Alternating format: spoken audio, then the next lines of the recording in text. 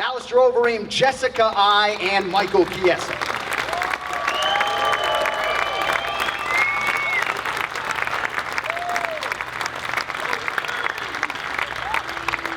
All right, so if this is the first time you guys are here, we have microphones set up on both sides. These fine folks will be up here for the next half an hour answering all your questions. Don't be shy. Don't be bashful. Again, nothing is off limits, especially for Chiesa. You can literally ask the dude anything. But while we are waiting, I just want to get your thoughts on this main event. Mike, we'll start with you. Stipe Miocic taking on Mark Hunt. How do you think it plays out here tomorrow morning? You know, being a huge Hunt fan, it's hard to give my honest prediction. Stipe, great athlete, was Division I athlete, 2 different sports. I got to give it to him. He's got the edge with athleticism and speed. But if Hunt wins, I won't be mad. Jess, what do you think?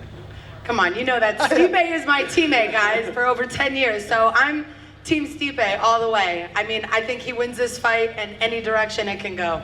You know, a lot of people thought he beat Junior Dos Santos. He didn't get the nod that night, but I think a lot of people believe that the winner of this fight is going to fight for the heavyweight title at some point in 2015. But you could have something to say about that. I know you'll be one of the more interested observers here tomorrow night. How do you think this main event plays out? I'm rooting for Hunt, but Stipe has that takedown. Big fan of Hunt myself. He's a character, and I enjoy every fight that he puts on. But Stipe, if he gets that takedown, if he gets a top position, then Hunt might get in trouble. So we got 3 fighters up here. Only one of them has a fight scheduled. Of course, that is Jessica I. All eyes on you. Coming up July 25th in Chicago against Miesha Tate. Obviously a massive opportunity for you. You got to be getting ready for camp here. I'm pretty excited, yeah? Yeah, camp started 10 years ago when I started MMA, so camp is all the time. So I'm always ready for whatever. I don't need a 6-week window. So when you have a trip like this in the middle of a training camp, how does that impact your preparation and everything? My whole team is here. Yeah. I have everybody. We were doing mitts last night, so it's like anytime Stipe fights, I'm like, yes, bonus. I get my team. I get to do appearances. I get to hang out with my fans. It's an awesome experience for me. Strong style fight team, well represented here in Adelaide. And Mike, for you, you just bought a house, so I guess that's the focus, at least right now, yeah? Yeah, I got offered Ross Pearson in July. I'm going to look to get that fight later on. I think it's a great matchup, good for the fans, 2 tough champs. But right now I'm just focused on getting my house done. I got my own mini BMFF ranch getting built right now, so I got like a shop, building a gym and stuff, going to start bringing guys out, get my own thing going out in the Northwest. And for you, my man, if you ain't Dutch, you ain't much, so you are waiting now for an opponent. Maybe Junior Dos Santos, but he's on the shelf. You've won 2 in a row, getting awfully close to a title shot. What do you think is next?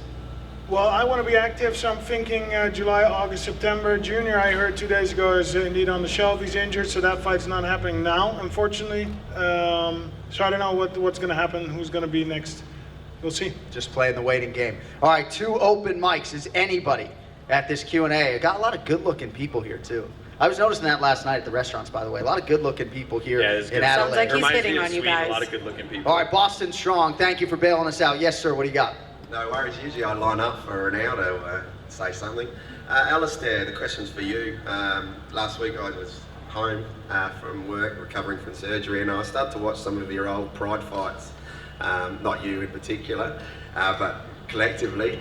And I noticed back then, obviously a lot lighter than you are now, you're exceptional stand-up, but you seem to enjoy yourself on your back. With your jiu-jitsu and wrestling when you fought Vitor Belfort and submitted him. I'm just wondering how much emphasis these days, the last 2 fights I've watched with you, obviously being a striking specialist, that seems to be where you're most comfortable, but do you still concentrate on your wrestling and your jiu-jitsu, and how much does that play a part of your overall game? Well, this is UFC, it's the highest league, so you have to be focused on everything at the same time, it seems. I put actually equally amount of time into everything, so wrestling, jiu-jitsu and striking, but it just depends on the opponent. Some opponents need a little bit of different strategy, game plan, so it depends on the opponent mostly, but the Struve fight was a takedown, there was some top game in there, but I'm prepared for everything, especially what the opponent's going to do too. If they're strong on the ground, then obviously there's going to be a little bit more work done on defense, so it just depends. Thank you. Thank you very much. Yes, sir. Thank you. There's a question for all of you. If you could have one dream fight, who would it be against? Jess? Ronda Rousey. I mean, come on, guys. Why am I here? I'm not here just to fight nobody. I want the champ. Mine's a bit of a throwback. I'm a big Sakuraba fan, so I think me and Sakuraba would be a pretty good fight. Alistair, what do you think? Yeah, there's a couple of fights out there. Junior's on top of the list, I think. Everybody wants to see that. I want to see that. Whoever holds the title, 50-50, Kane or Verdum, but a third fight with me and Verdum would be nice. And of course, a fight with Fedor. However, he's retired. It's not going to happen, but that would be a nice one too. Yeah. G'day, Jessica. Hi, my name's Dangerous, the loudest man in radio from Full On Fridays 5 GDR FM. You were just saying that you want to fight against Ronda Rousey. I was just wondering what you can bring that's different since she is now known as the most dominant athlete in sports. Well, I think there's a lot I can bring to the table. Number one, she's the best at what she does, and I'm the best at what I do. And she's a great at judo, and I'm a fantastic striker. I think a lot of females that fight Ronda show no conviction to a game plan. They come out there and they get so wrapped up in, oh my gosh, this is the champ, and she's armbarred all these people, and she's done that they go out there and they play her game. And nobody's shown any conviction against her. They've not went out there, stuck to a game plan, and made her eat a million jabs. Because believe me when I say, she's not armbarring me because she's gonna be eating my left hand the entire time. Now you're getting me all fired up for that fight. I know, I almost broke a sweat there. Yeah, this question's for Alistair. Alistair, you had a couple of losses in your career. Just wondering if you had your choice of opponent, is there any one of those losses that you'd really like to get back and have a redo? Well, I have the feeling that every loss I had, I could also beat my opponent. But I tend to look forward and not look back. And if the paths might cross again, of course, then we go full steam ahead. But I tend to not look back. Like the question, though. Thank you. Yes, sir. My question is for Michael Chiesa. How do you think you're going to deal with the power of Ross Pearson? Are you going to keep it standing or go to the ground? I'm pretty comfortable anywhere nowadays. Ross is good. He's got a great left hand. He likes to roll out. Very technical, looks for his angles. But I'm ever improving. I mean, if you watch my first fight on Tough, I'm definitely not the same fighter now. I'm confident standing with anybody in the division. I'm confident going to the ground with anybody. I'd say I'm one of the best up-and-comers this year. I've had a couple little stings here and there, but Ross asked for the fight in Scotland, and I would have loved to do it. I would have loved to visit another country, get a good match, but the timing's off. So I think later on in the year, if the timing's right, come to Melbourne. We could do it here. That'd be great. Fight in front of you guys. Love Australia.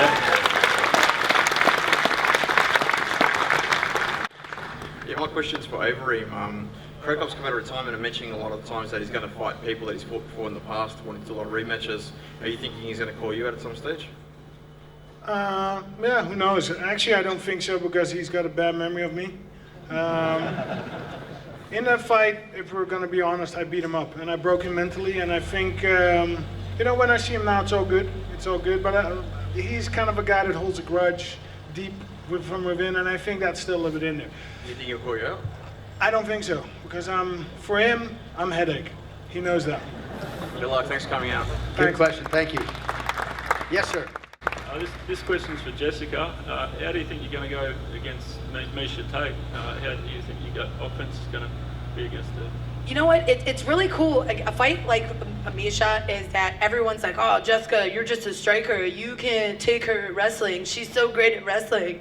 And it's funny for me because it's like, how can you make that call about me? When have you ever seen me have to wrestle? Like, when has anybody ever double-legged me or took me down?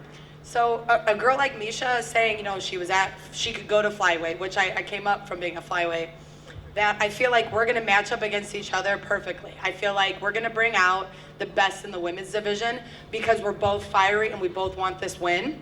And, I think that she thinks that she's the only one that can beat Ronda, and I love that. I love that she looks at herself that way because I want to fight someone who believes in themselves. That's going to bring me a good fight because I rise to the occasion. I fight as good as the fighter I'm fighting.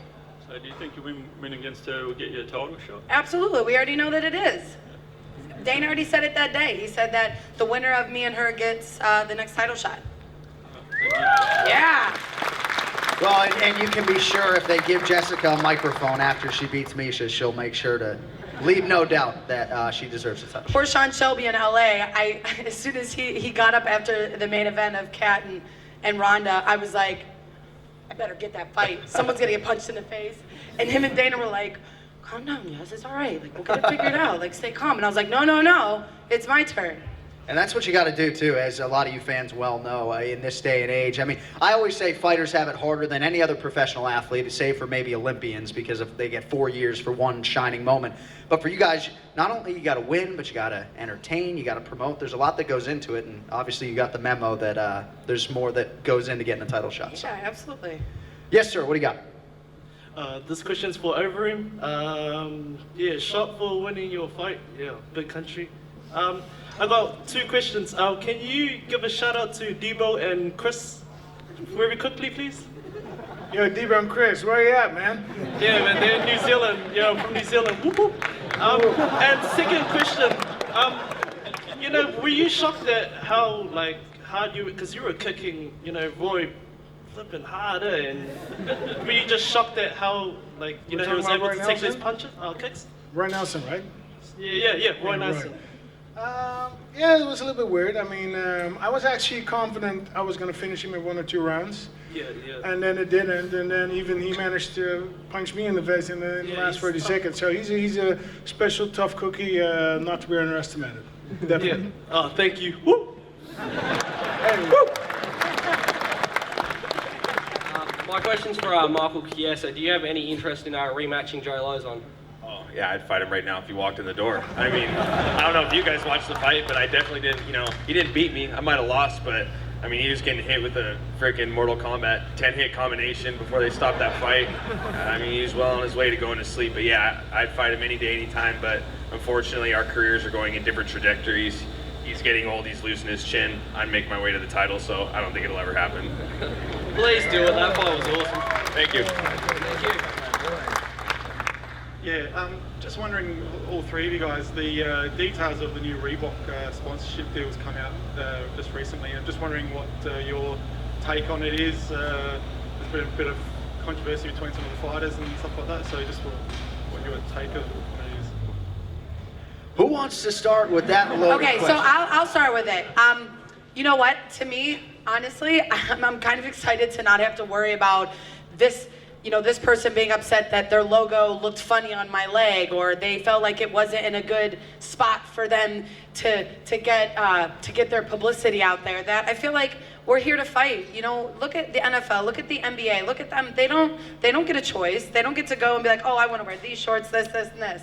I mean, they have to give their stuff back. I think that it unifies our sport a little bit more. I mean, granted, the money might not be what everyone wants it to be right now, but it forces sponsors and other MMA affiliates to promote the fighters on the back end. Maybe start doing commercials, do more appearances with people, get out and go to venues and set up booths, and bring the fighters out. And I mean, there's other ways to make money with it. I mean, look, I'm on the low end of it on it, so believe me, I'm not making a whole lot on it, but I know the money will come. It's a good attitude. And I think, Mike, I don't know if you can speak to this, or Alistair. Yeah, and I think it's also part of the professionalization of the sport, which I might add, UFC has done a great job at bringing to the next level. Me, myself, as a veteran, I fought under rings. Back in '99, I started at rings. I fought under Tuatano, Europe, Pride, 2002 to 2007, Strikeforce. I've seen organizations come, I've seen organizations go, because they were not paying attention to all the details. UFC is cleaning up the sport, they're solidifying it, and they really brought it to the next level. It's now a worldwide accepted sport, and for that I'm actually very happy. Yeah. Mike, what do you got? Anything? It's definitely, I'm going to miss the individuality of fighting in my cut-off black shorts, as I'm a huge Mike Tyson fan. This is where the sport's got to go. I mean, we got to compete with the NFL, we got to compete with all these major sports leagues, and we need the backing of a great blue chip sponsor like Reebok. I think we fit very well into their family, into the products that they provide. If you're missing the money, you can make up for it elsewhere. Start focusing on winning fights, and don't worry about the money you're making from being a walking billboard. I mean, at the end of the day, this is what we got to do, and I'm excited. I mean, now I get to have a competitive uniform just like Tom Brady or LeBron James or other athletes. They got a set outfit they wear when they go out and play the game. They walk in the locker room and it's there. And now in fight night, we're going to get treated like those athletes. The UFC is going to provide us with our uniforms, courtesy of Reebok. We're going to walk there, put on our uniform, go to work. Yeah, well put. I think fans are really going to like the overall look to it. And as a lot of fighters have said on Twitter, you know, there is more to sponsorship than logo placement on a pair of shorts on fight night. So hopefully there's still some income to be made by fighters outside the octagon. Yes, sir. What do you got? Hey guys, good morning. Thanks for coming out. Good morning. Hello. I am a magician. Can I come show you guys something real quick? Come on up. If that's okay with the rest of you, now that we've...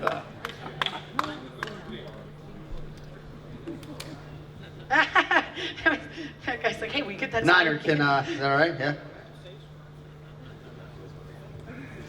All right, this is a Q&A first. I've done about 50 of these. Hi. Okay, guys, let's check this out. Tell us the color, either red or black. Black. Black. Mike, black would be club or spade. Pick club or spade. Spade. Spade. High or low?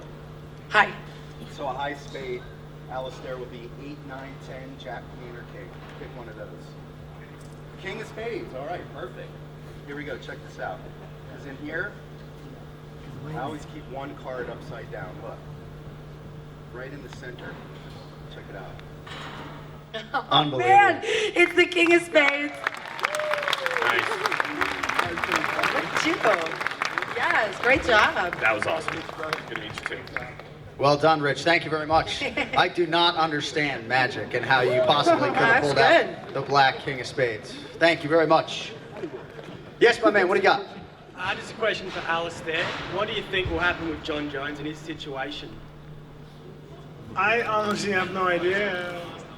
You know, I'm a friend of John's sparring partner, That's what I teammate. thought I'd ask. He's I like him a lot. He's you know, deep down he's got a good heart.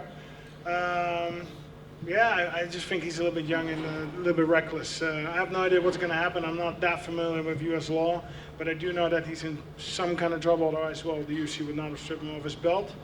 Hopefully now we'll have that wake-up call and start making some drastic changes. Hopefully. Yeah. Thank you, mate. Thank you very much. First off, thanks guys heaps for coming down. We really appreciate it, and probably didn't expect a fight night here in Adelaide before Melbourne, so that's one that we've got up on them. So there you go. My question's for Alistair. There's pretty obvious title implications for tomorrow's fight. Who would you rather face out of the two guys, assuming you were to get the win, and how do you see it going? You mean Stipe and Hunt? Yeah. I don't really care actually. You know, at my level, you should be ready to fight anybody. So yeah, I'll be watching tomorrow, but I don't have a preference who I would rather fight. Thank you for the question. While we're waiting for more, I got one question for the Reem here. You have accomplished so much in your career as a striker in mixed martial arts and in kickboxing. Would you be able to walk away from the sport without having competed for a UFC belt, given everything else that you've accomplished, or would that be something that would maybe eat away at you if you never got that opportunity? Well, I still have, the way I see it, and as long as my body stays healthy, Yeah. I still have another 5 years, and I don't only hope to compete for the belt, but I hope to win it. Yeah. And my everyday is full attention is going into that, and I think we're close now. Yeah. But we need to go a couple more steps. I hope you get that opportunity. All right, we got another question. Yes, sir. Hi, my question's for Jessica. With the inclusion of Cyborg, how do the ladies feel about that in the UFC? You know, I think that, you know, me personally, I think a lot of the females are just, they're sick of hearing about it. You know, like, I think Cyborg is, you know, a great athlete considering, you know, some of the things that's happened and obviously the steroid issues and stuff like that. And I think that she should stay at 45, and unless she makes it to 35, it's just hearsay. I mean, she's not there. And I don't look at her as her opponent or a potential opponent until she's at 35. I think all of us kind of feel that way about it. Thank you. Yes, sir. Yeah, got a question for Alistair Overeem. You suffered a devastating loss to Bigfoot Silva not long ago. Been doing well since then. Are you interested in a rematch to avenge that loss? Well, like I said, I tend to look forward, and I also think Bigfoot Silva, he's fighting the Hulk, your guy, basically. So nah, I'm not really interested in fighting him. And again, if I fought him again, I'm sure I would beat him. I mean, he's not in a good spot right now, so. And also, just for all of you out there, are you wearing grey in support of brain cancer awareness? Go grey in May. No, but I know there was a reason why I was supposed to wear this stuff, so it just worked out. Woke up, saw some, hey, nice. Thank you. Yes, sir, what do you got? Just a couple of questions for Alistair. Can you just give a shout out to my friend Stephen Bamgras, please? Stephen Bembers, man, where are you? And is he from New Zealand? No, in America. America? Yeah. So you're probably sleeping right now. Yeah. And how would you feel about if another rematch with Brock Lesnar? I think everyone's talking about it. Nah, he's at WWE. He's not coming back. Actually at first I thought he was going to make a comeback, but then I changed my mind. Nah, he's at a good place right now. And yeah, this is the real league, huh? Yeah. Big Birds League. Brock doesn't want to fight. He just wants to run around in his little black Spankies with the Jimmy John's logo on his butt. Yes, sir. This is for all three. Do you think the UFC was too harsh in stripping Jones of his belt? Absolutely not. There's a code of conduct that goes with becoming a champion. Obviously, I haven't achieved that yet, but you have to have that lifestyle. I mean, Jon needs to set an example by, you don't gotta consume your life with being active in the community, but you do need to do good things to portray yourself in a good way. He's had a few run-ins with the law, and I think that it's pretty evident at this point that he needs some kind of punishment. I mean, stripping him of the title's like the last thing. I mean, he's probably gonna have to do, serve some jail time possibly. I mean, he's had a lot of infractions and stuff, and stripping him of his title's necessary. What if he does go to jail for 2 years? We're just gonna wait for him to come out, do a training camp and fight. What's the likelihood of that? Well, I mean, I'm not gonna fluff you. I mean, this is pretty much he's probably gonna do something. I mean, he's had a lot of. I mean, you look at your rap sheet. Sooner or later, you gotta, do the time. So. I don't think he's gonna actually go to prison, but he is involved in a serious legal issue, and that needs to be resolved. And it would be very bad of the UFC if their champion would be involved in that. So I think it's very logical. Everybody took a step back, let it resolve itself, and then he'll be back. And I mean, he's a great athlete. He's one of the most talented fighters I've had the pleasure to train with. So, give him some time. If he gets his things straight, he'll get that title again, I'm sure. Jess, you got any thoughts on that? Yeah, I mean, I think that, as an athlete, we're, looked at to be the kind of person that, is looked at as like a gladiator, the kind of person that, is a role model. And unfortunately, he made a terrible mistake. And maybe, nothing else, maybe the police or people around him are not getting through. But when you take away something that was so hard earned, that he earned that. That was all of his hard work, and all of his hard work got taken away from him. So maybe this is, the breath of fresh air that he truly needed. So I think it'll make him a better fighter. Yeah, I mean, listen, we all make mistakes. It's a matter of taking that mistake and learning from it and becoming better. Thanks for coming out. Thank you very much. Yes, sir. It's cracking, guys. Did you guys catch the fight last weekend, and what were your thoughts on it? Mayweather. Oh, Mayweather. Yeah. So I thought it was a complete glorified sparring session. I was completely disappointed. I felt like nobody even tried. Like, when you get top level fighters like that, I mean, there should be blood. Like, you should be trying to smash each other. Like, I felt like they pick and choose. Like, you got one round, I got a round. You get a round, I get a round. Like, there was no urgency. And that drives me nuts. The best in the world. You guys should be trying to demolish each other. Don't be scared. What's there to be scared of? Someone's going to be a loser no matter what, and someone's going to be a winner.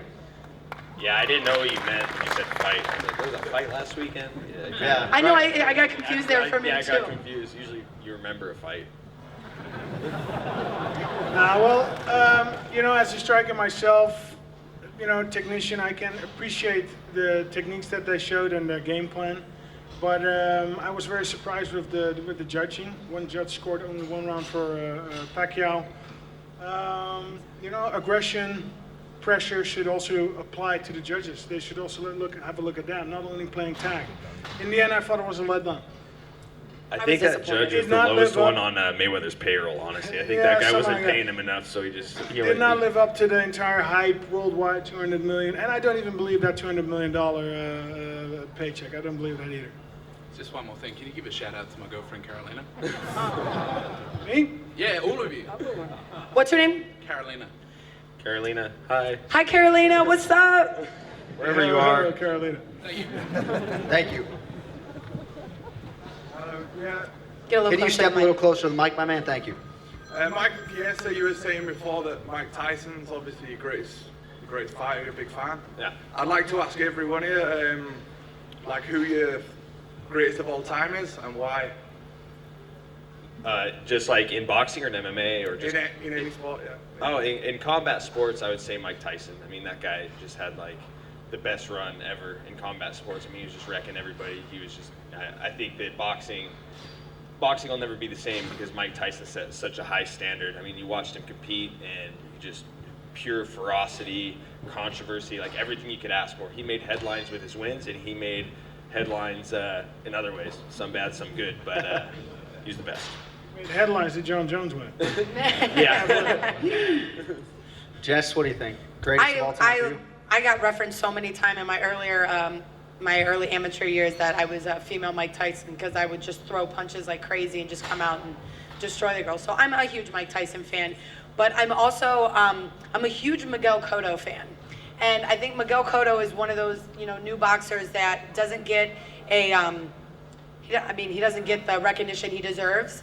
I think he was one of the best people to fight Mayweather and actually go out there and he fought him.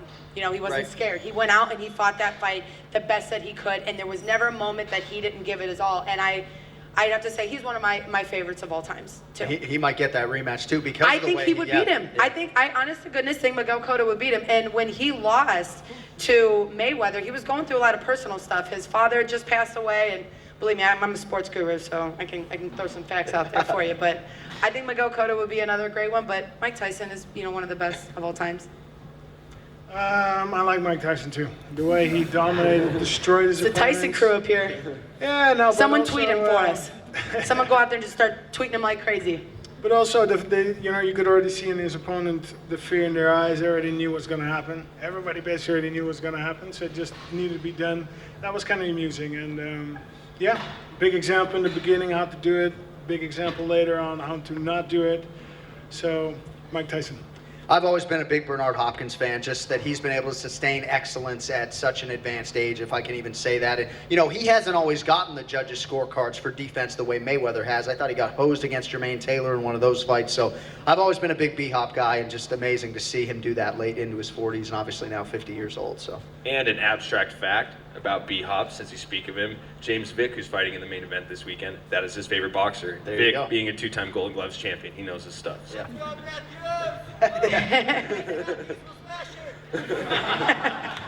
That is a great fight. Matthews Vick on the main card, 2 undefeated fighters there. Although, well, we won't get into that. Yes, sir. Yeah, just a question for Michael. I was just wondering how you found the tough experience. Obviously, you were very successful, but just having so many fights in a short amount of time and living in a house, how you found that whole experience?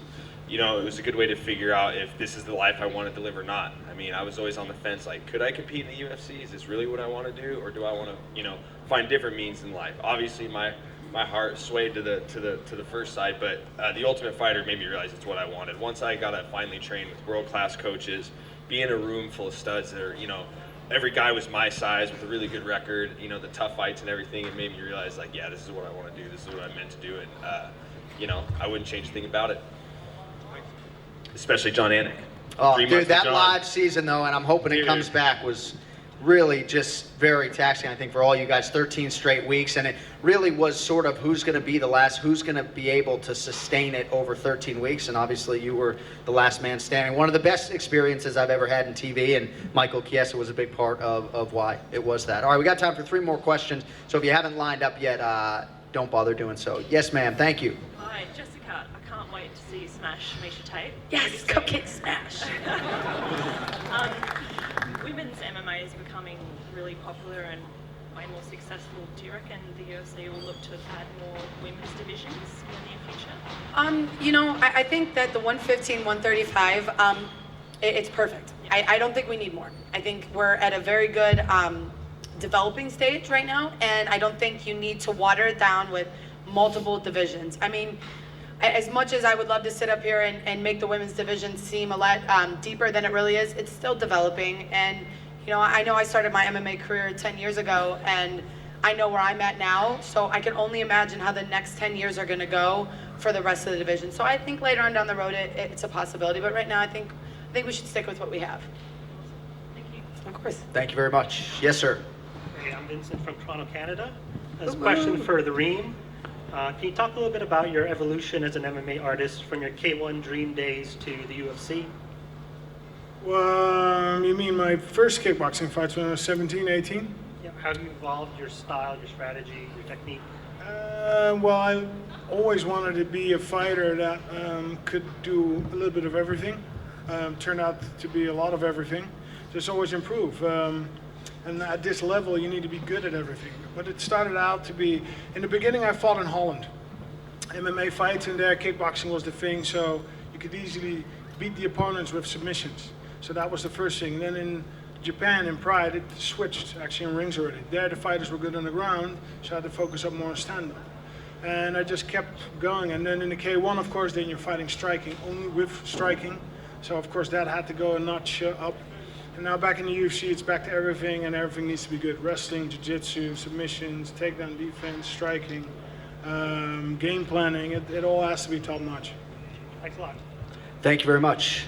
Yes. Hi, look, as a mum, I'm going to be here for Mother's Day. Can I come up and get some autographs? As soon as we're done, absolutely, okay? We're going to be done in about 2 minutes, all right? Thank you very much. Happy Mother's Day to you, by the way. All right, 2 more questions. Yes, sir. It seems over the last 10 years, MMA's come a long way from the dark ages to right onto the brink of public acceptance. But the thing that keeps holding it back is the drug use. Every UFC, there's someone who gets popped for it. You know, even Anderson of late. What do you reckon needs to happen to turn that culture around? Is 6 months suspension too short? Should they be testing for marijuana, which isn't really a performance enhancer? What's your thoughts on that? I think the emphasis should be on performance-enhancing drugs. Absolutely, this needs to be a fair sport. Myself, a little bit about why I cut so much weight. I'm a big 55er. If I was to step on the scale right now, I'll tell you I weigh, let's see. I'm curious for that too. 195 pounds right now, and I'm fighting 55. Now, the reason why I'm telling you this is, I would love to save my body, and I would love to go up to 170. But the fact of the matter is, the guys that cheat in the higher weight class, there's nothing I can do to impose my technique. I'm just physical dominance can overcome technique sometimes. So I have to cut the extra 15 pounds because I'll beat up any cheater at 155. Line them up, I'll put them down. So, yeah. I think a lot of what we're doing now is going to help the out-of-competition testing, and I think you've already started to see, physically or otherwise, some changes. So hopefully we're going in the right direction as far as the PED use is concerned. All right, last man standing, final question. What do you got? Firstly, thanks for coming down to Adelaide. Really appreciate it. Secondly, my question's for Alistair. Out of the top 5 fighters in your division, who do you think you'd like match up with the best? Stylistically, or? Stylistically, I think Junior's going to be a good fight. He's got his boxing. He's a tough guy. He can take a shot. Good takedown defense. I'm a striker myself, so I think that would be a good fight. Sure.